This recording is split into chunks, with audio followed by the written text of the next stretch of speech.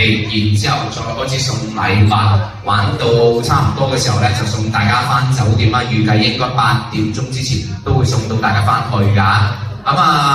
我哋嘅遊戲嘅話咧係非常豐富嘅，陣間食完飯之後再開始啊。都問問大家先，今晚我哋嗰間酒店大家入咗去未㗎？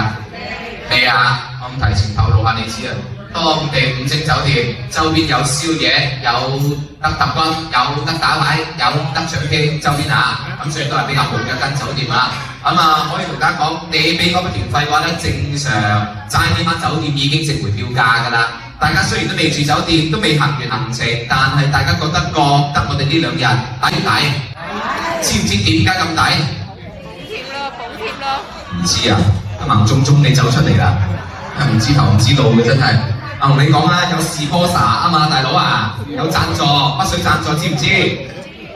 嚟睇，重慶、貴州、湖南3省文旅鼎力贊助㗎。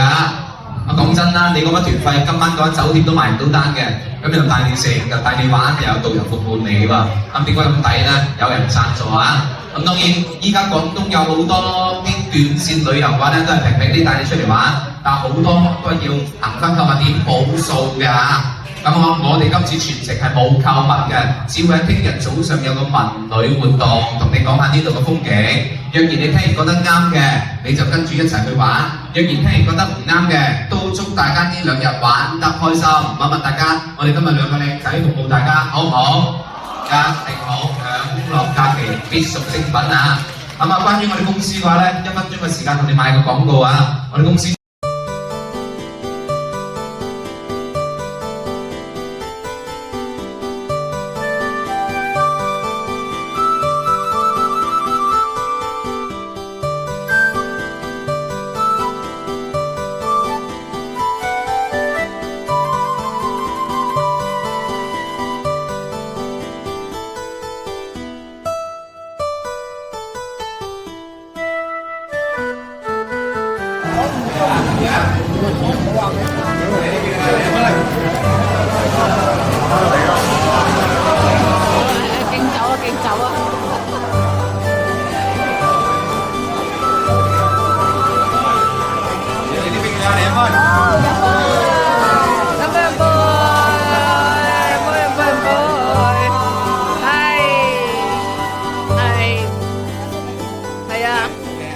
上來啊！